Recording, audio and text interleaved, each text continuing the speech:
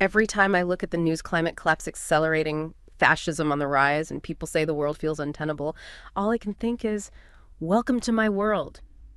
I've been a disabled person for a long time. But what's fascinating, and what most people miss, is why.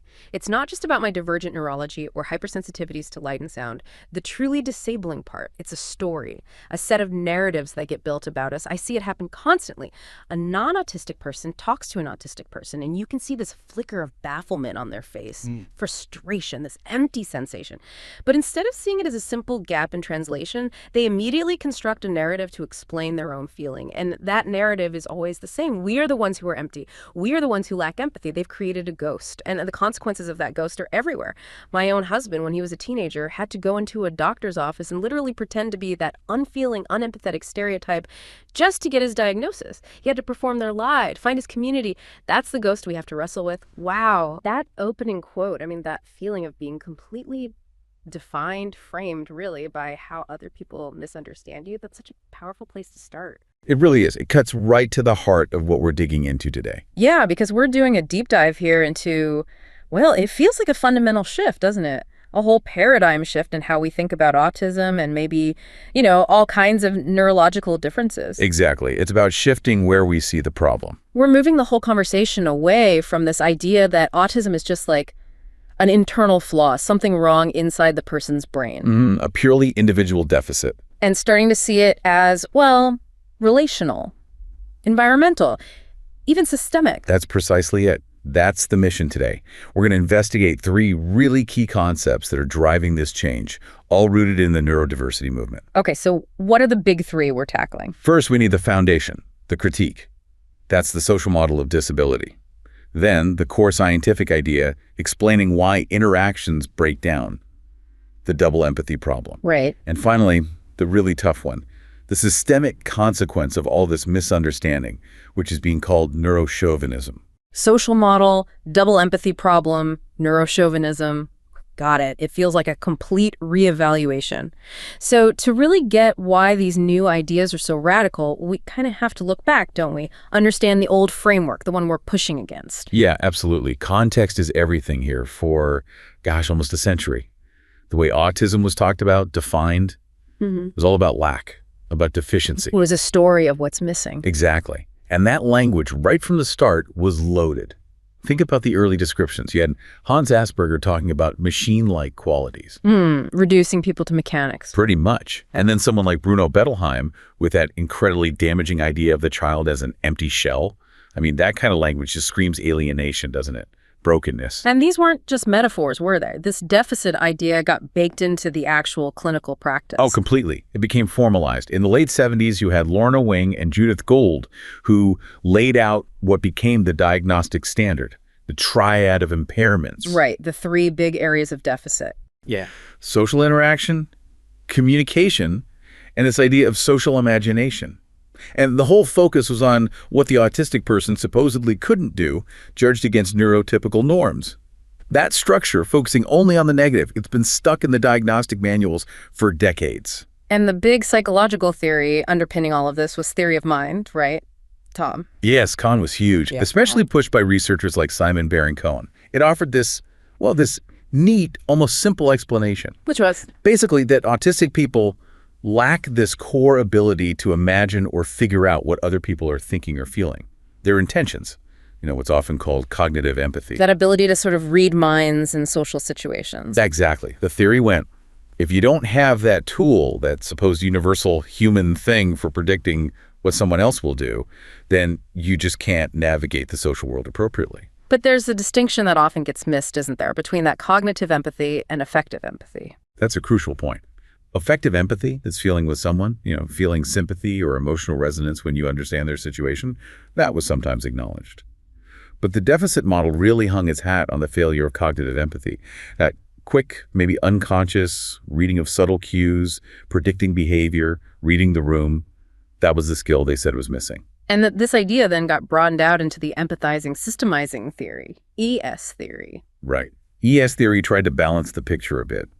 It proposed that autistic people might have deficits in empathizing, that social mind reading stuff, but often have strengths in systemizing. So Good at spotting patterns, rules, understanding systems, Yeah. like computers or machines. Sort of, yeah. Sure. Identifying rules and patterns. It tried to account for those cognitive strengths you often see.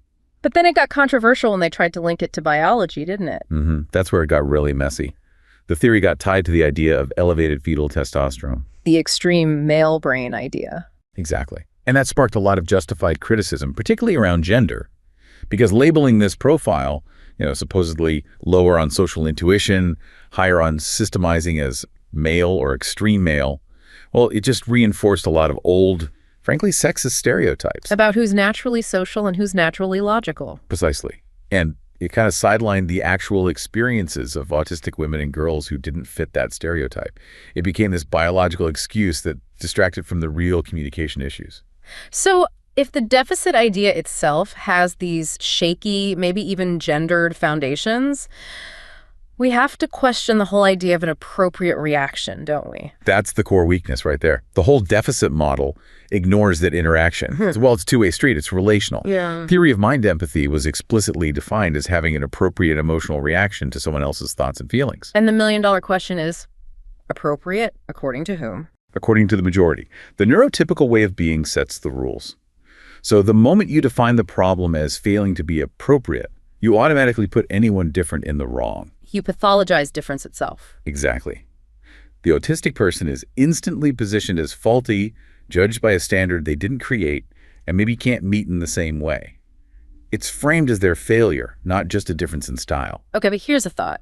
If this deficit theory were completely true, if non-autistic people really had the superior empathy and understanding, then why is there this constant, massive effort to explain the enigma of autism? All the books, the conferences. That's the logical inconsistency, isn't it? If non-autistic people were so great at understanding minds, they should just get autistic people. Easily. But they clearly struggle a lot. They do. Yeah. And that very struggle suggests the deficit isn't just one-sided. It points pretty strongly, actually, to an empathetic gap going the other way to non-autistic people struggling to understand autistic people. The enigma isn't inside the autistic person. It's in the space between different ways of experiencing the world. And that failure, that crumbling of the old deficit story, is exactly why we need this modern framework, the neurodiversity paradigm. Okay, so how does this paradigm totally change the game? Well, first, it sees neurological differences, the huge variety in how human brains work, as natural and valuable, like biodiversity, but for brains. It steps away from calling difference disordered. It's just variation. Right. And crucially, it insists we look at disability through a different lens, the social model of disability. In the social model, this feels like the absolute key shift. It takes the focus off the individual, right? Completely. The social model says disability isn't something inherently wrong with a person. It's the result of a clash, a bad fit, between the person's characteristics like their neurology and the environment they're in. So the difference itself isn't the disability. No. Yeah. It's society's failure to accommodate that difference. That's what's disabling, the barrier society puts up. That changes absolutely everything, especially when you think about physical faces or workplace policies. We need to look at that Kenji story because it's just such a perfect example of how the environment itself is the problem and how that forces us to rethink policy and even architecture. Okay, wait it out for us. All right, so picture this huge, shiny tech company in Silicon Valley. They've won awards for their office design. It's all open plan, buzzing, designed for collaboration. Think bright fluorescent lights that flicker, zero private space, and this big shared kitchen where smells from everyone's lunch mingle constantly. Sounds potentially overwhelming. Exactly. So they hire Kenji, this programmer who's absolutely brilliant, technically amazing, and also autistic. But almost immediately, he's struggling. The noise is constant, so he wears big headphones, which his manager sees as him being unfriendly. The lights give him migraines, the kitchen smells make him feel sick, his work starts suffering badly. And how did the company handle it? Let me guess. They offered him resilience coaching. Of course. The classic deficit approach. Try to fix him. Assume he's the one who can't cope. Right. But Kenji's brain wasn't the issue. The office was hostile to him. The real fix wasn't coaching. It was simple environmental changes. A quiet space to work, dimmer lights or different bulbs, maybe letting him work from home sometimes. That story just nails the social model argument, doesn't it? The open plan design, the lighting, the inflexible rules. Those were the disabling factors, not Kenji's autism itself. It was the mismatch. Totally. And the neurodiversity paradigm says, stop trying to fix Kenji, fix the environment, design spaces and policies that work for different kinds of people. That's a huge implication for public policy and design. Absolutely. But this idea of being different, it also leads to this social positioning, right? This concept of neuroqueer. Yeah, neuroqueer liberation connects to the social model by highlighting how identity gets constructed from the outside. If your brain works differently from the majority, society essentially queers you. It marks you as outside the norm. So you're defined by your difference. Exactly. And that social positioning, that label of being other, that's where the socially constructed disability comes from. Society puts you in a box, defines you by your divergence, and that external pressure, that narrative, is what becomes disabling. So the neurological difference is just a difference. The disability comes from how society reacts to it and the roles it forces on you. Precisely. It's the external story calling that difference a failure instead of just difference. The neuroqueer idea pushes us to challenge the very idea of a single normal way to be. Okay, so the social model tells us the problem isn't just in the person, it's in the environment, the societal reaction. That sets the stage perfectly for the next big idea, the one that explains why those social interactions go wrong so often, and crucially, why it's not just a one-way street. This is where it gets really, really interesting. The double empathy problem, DEP. Yes, DEP is the concept that really pivots away from the old deficit thinking. It argues that when communication breaks down between an autistic person and a non-autistic person, it's because of a disjuncture in reciprocity. A disjuncture in reciprocity, what does that mean in plain English? It means they have fundamentally different ways of perceiving the world, basically, different ways of processing social cues, language, meaning, context. Their sort of internal operating systems for social interaction are different. And the crucial word here is double, right? It's not just the autistic person who's having trouble. Not at all. That's the absolute key. It's a double problem because those people feel the disconnect. The non-autistic person is often just as confused, just as frustrated, just as unable to predict or understand what the autistic person means or why they're acting that way. So the failure isn't located in one person's brain? No, it happens between them, in the interaction itself. Okay, let's make this concrete. We need that Chloe story, the one with the teacher and the rope. It perfectly shows this mutual misunderstanding, especially around literal versus metaphorical language. Yeah, it's a powerful example. Okay, so you have Chloe, an autistic student in class. Her teacher, Miss Evans, who's neurotypical, is clearly having a rough day. She sighs dramatically and tells the class, "Ugh, I'm just at the end of my rope today." A very common neurotypical metaphor for being stressed out and having no more patience. Right. But Chloe hears the literal words. She perceives her teacher is in distress and needs help related to a rope. She feels empathy, that effective empathy, and wants to solve the problem. So she goes to the classroom cupboard, finds an actual piece of rope, brings it back, and politely hands it to Mrs. Evans. A concrete solution to a perceived concrete problem. Exactly. She was genuinely trying to help. But Mrs. Evans, how did she react? Well, operating from her neurotypical understanding, seeing this literal rope appear, she likely saw it as sarcasm, maybe mocking her distress. Yeah. Or just bizarre, disrespectful behavior. Yeah, definitely not empathy. So Chloe gets told off, right? She's left feeling confused, hurt, punished for trying to be helpful. It's just a classic, almost painful illustration of the double empathy problem. The old model would just say Chloe didn't get it, lacked empathy. But DEP forces us to ask, where was Mrs. Evans's empathy for Chloe's literal communication style, for her very concrete way of trying to help? And it's a two-way failure of understanding. Absolutely. And it shows why interventions need to be bidirectional. Ms. Evans needed help understanding different communication styles just as much as Chloe might need help decoding metaphors. It's mutual. That makes intuitive sense. But is there solid research, like actual experiments, showing this gap really is bidirectional, that it's not just an autistic communication issue? Oh yeah, the empirical evidence backing DEP is growing, and it's pretty compelling. It really challenges that old deficit model. One of the most striking studies used something called diffusion chains.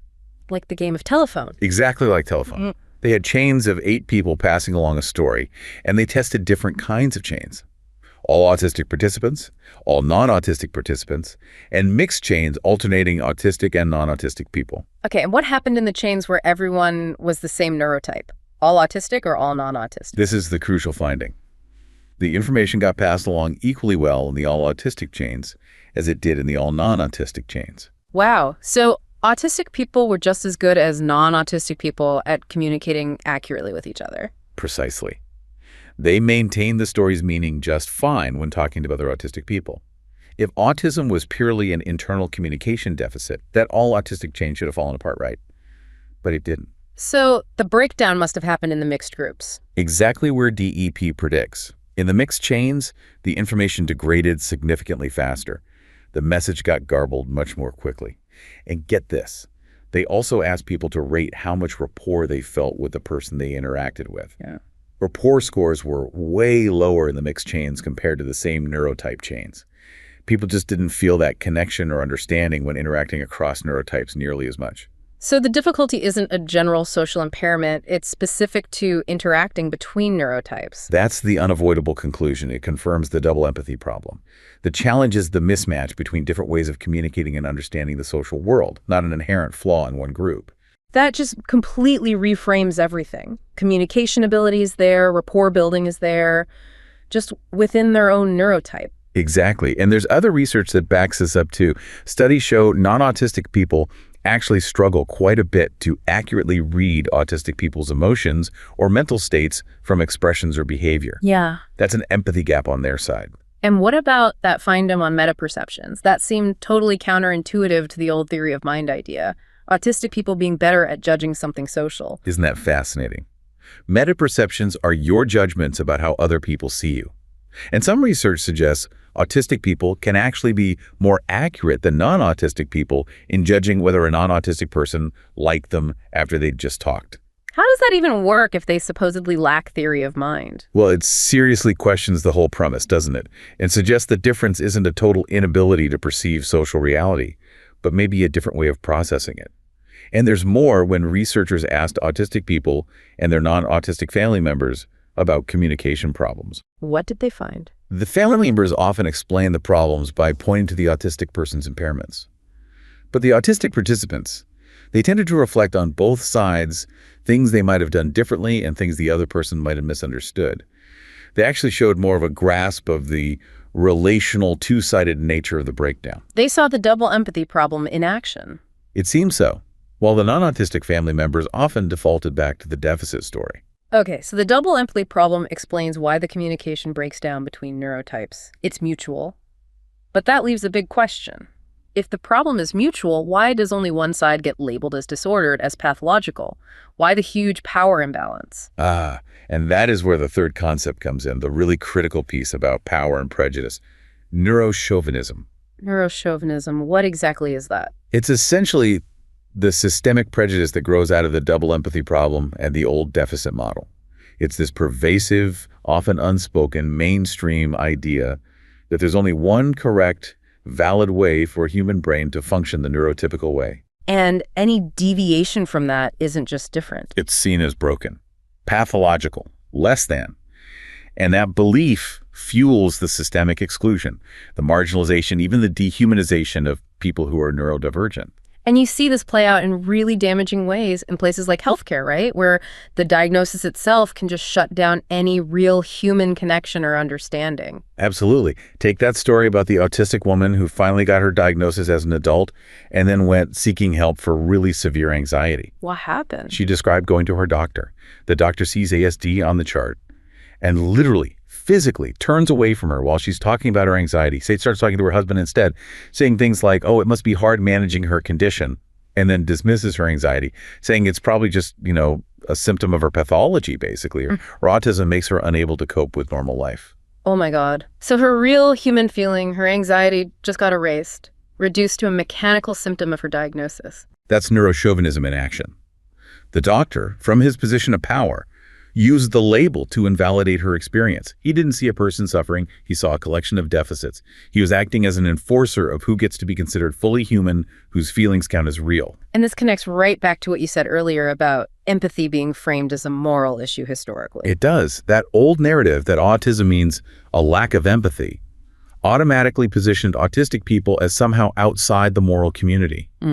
If you lack empathy, you're seen as potentially immoral, or at least not a fully capable moral agent. It alienates, it disempowers, and it cuts people off from getting the right kind of support or even just basic respect. And this moral judgment, this pathologizing, It shows up really strongly today in how personality disorders get diagnosed or misdiagnosed, doesn't it?